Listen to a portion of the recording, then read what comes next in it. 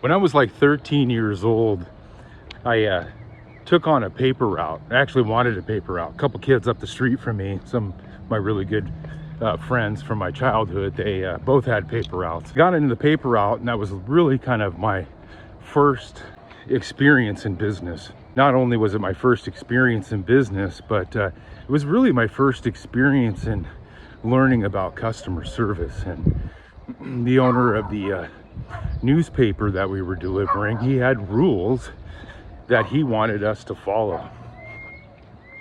And that was, being on time, protecting the newspaper when it rains, not overly tightly banding the newspaper, actually placing the newspaper on the doorstep versus throwing the newspaper, hitting the door, and having it land in the flower pot next to it. Although I was guilty of that quite a bit, because it was about speed for me. I do this paper route when I get home from school and from playing sports and stuff. And so it'd be, literally it'd be like 4:30, 5 o'clock. And I had to get done as quickly as possible. And I think I had a pretty big route. I think it was like 65, 70 newspapers and or houses to deliver. And so I would throw the newspapers. I would overly rubber band those newspapers to throw them so I could just ride my bike and toss them. Well, I got called out for that one day, and I was asked to go up to this customer's house for my manager, the area supervisor. He says, yeah, that guy wants to speak to you. And I go, who's that? And he says, so-and-so. And I said, I don't recall him. He goes, well, have you looked at who signed your checks? And I said, what do you mean? He says, well, it's the owner of the newspaper and he wants to talk to you. So I rode my bike up the hill and rang the doorbell, and out came this very kind gentleman, explained to me his rules and what he wanted to be done, and that I was breaking those rules. Later I found out in life that he must have liked me, because most of the time he would not do that.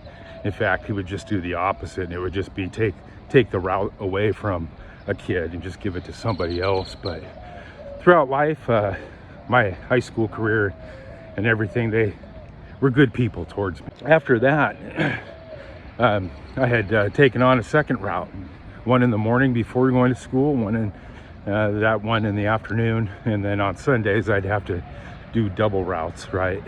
Because there were both morning papers on a Sunday.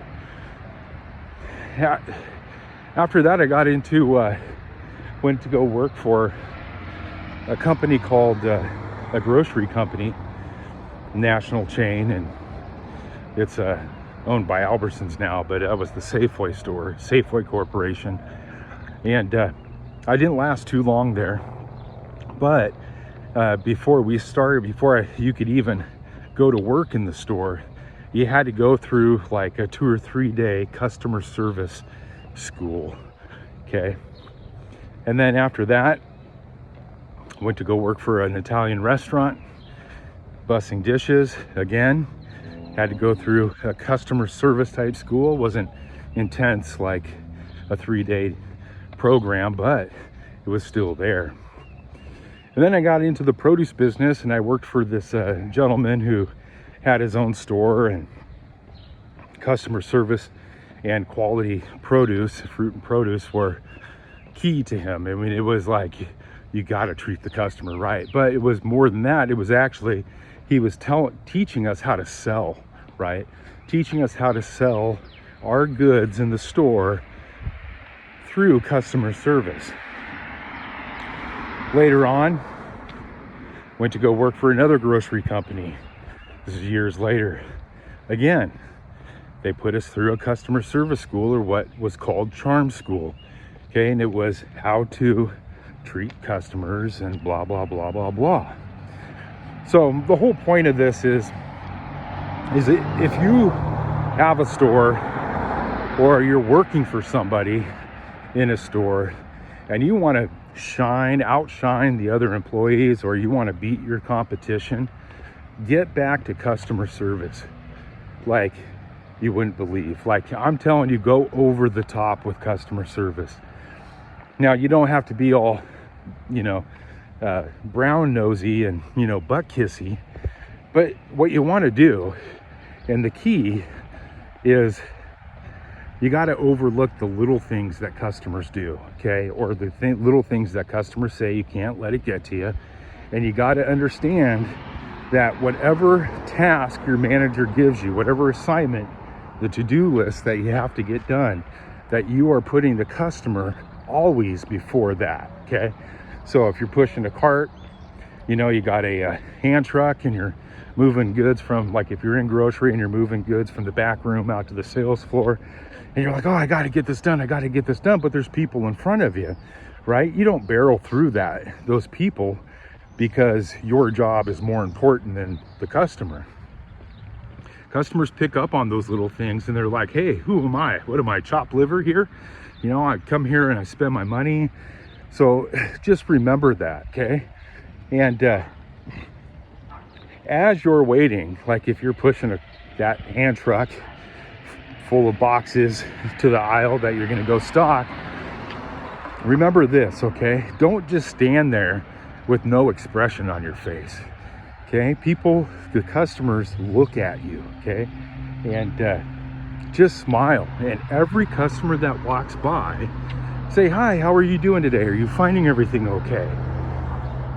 By just doing that, not only will your manager see it, people are always watching, okay? Your management team, if you're a young individual just starting out in business and you're working for somebody else, understand that they are always watching, okay? Customers are always watching. Your senior employees are always watching, okay?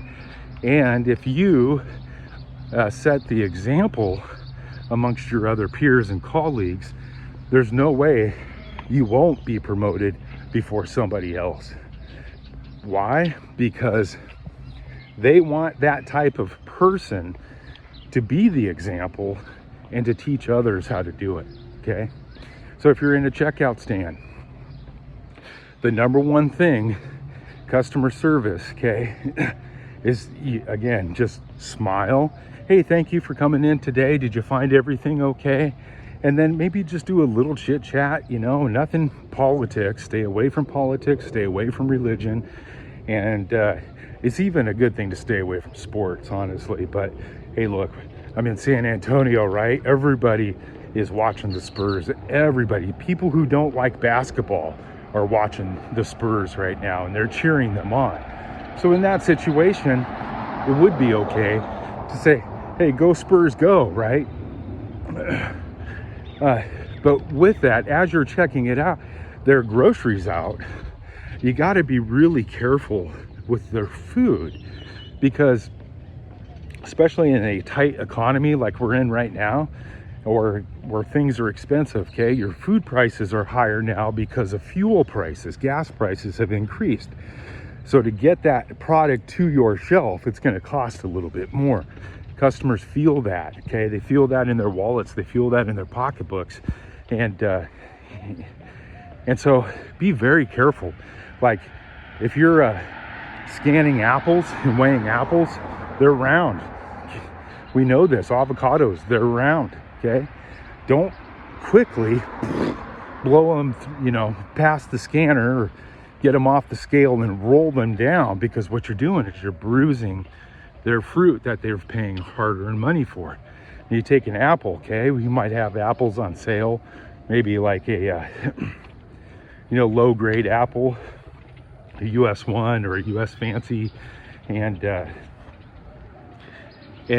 even those may be on sale for 99 cents a pound, but what if somebody really likes a Honeycrisp apple and they're $2.50 a pound, and one of those apples is a pound, and they got 4 of those apples in a bag, okay? Right there, that's $10 worth of apples that you're damaging, okay? That's not good customer service, okay? So you got to protect not only their investment, but you got to put a smile on your face at the same time. And always remember, the customer is always first. Okay, now what does that mean? The customer is always first. or the customer is always right. I like the customer is always first, because the reality is we know the customer isn't always right. Okay, that's not, the saying doesn't go to, that saying does not mean that no matter what your rules, your company's rules or policies are, that the customers can just do whatever they want in your store and trash your store. What it means is it's really just being, you're just being agreeable with the customer, okay? Hey, if a customer's got a complaint, sit there and let them complain to you while you keep a smile on your face. Don't take it personal, because it's not personal, okay? A lot of times, customers are just stressed out with life in general, okay? And they see something that rubs them the wrong way in the store, so they unleash their fury, okay? And most of the time, they're not really unleashing the fury. They're just trying to make the store where they shop at better, because they, as a consumer, take pride and keep coming back to that store. I've always said, you could go buy a can of green beans. You can get the same can of green beans at every store. But it doesn't matter whether you're selling groceries, whether you're selling apparel, you know, gift store items, 99-cent items, high-end ticket items like luxury purses and handbags and watches, or if you're a jeweler, right? Does not matter. You got to put the customer first. Whatever you're selling, whatever store you're working at, whatever industry you're in, there's an end user. You wouldn't be in business if there wasn't an end user. So it's important to remember that you are in the people business before you're in the jewelry business, the manufacturing business, the grocery business, the apparel business, the gift store business. Before you're in any of those businesses, you got to put the customer first, okay? Because people buy people, then they buy the product. Again, they can go to any store and they get the same can of green beans. People will come to your store and pay a higher price for those can of green beans if they're treated better than how the competition treats them. So don't be the guy down the street, okay? Be the example, be the shining star.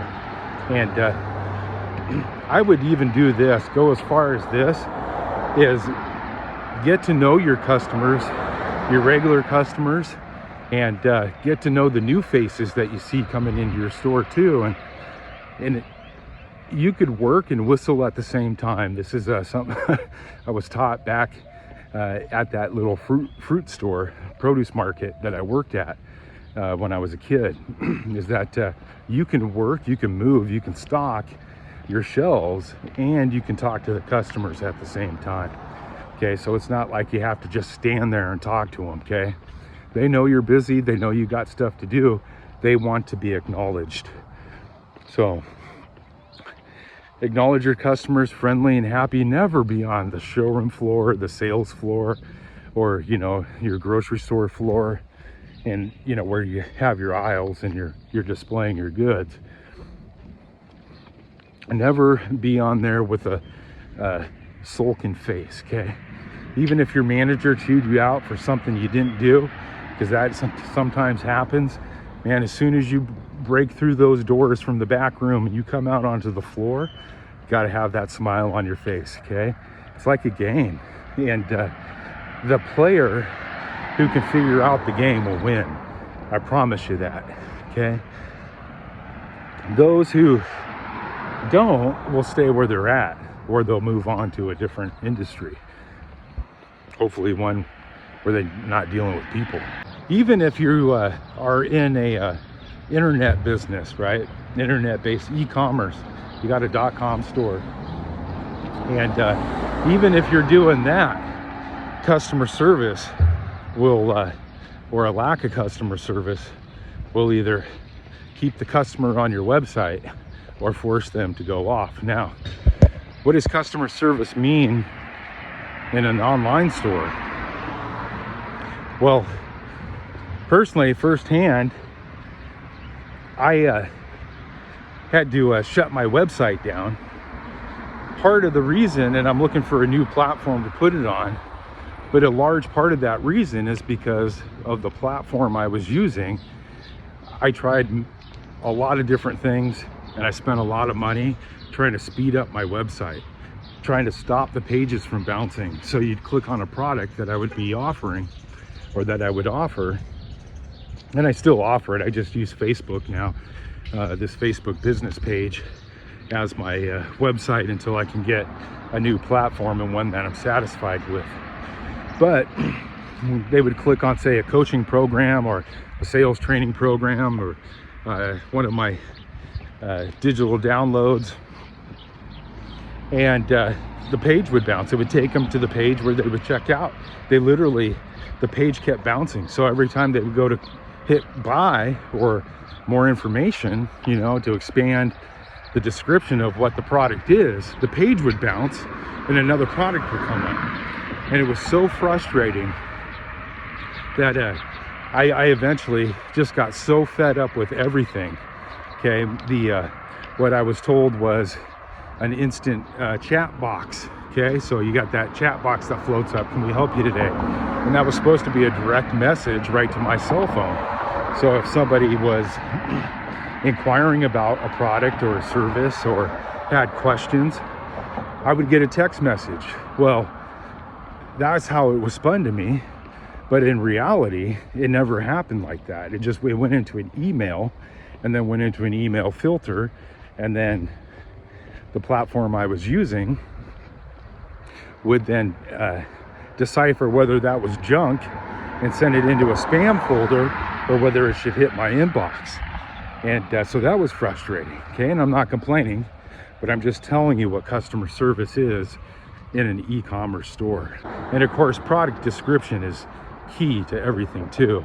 If you have vague product descriptions, and if you're selling something that has to be weighed out, you know, you got to be on point with all that. Okay, and if your images are that, like, one thing that frustrates people when they go to fast food restaurants is that the commercials show these glistening, juicy hamburgers with these ultra ripe tomatoes and, you know, perfect buns, and or burritos that are just mouth-watering, a pizza that's just glorious looking. And then you get there and you order it, and it looks like somebody took a dookie in a box and handed it to you.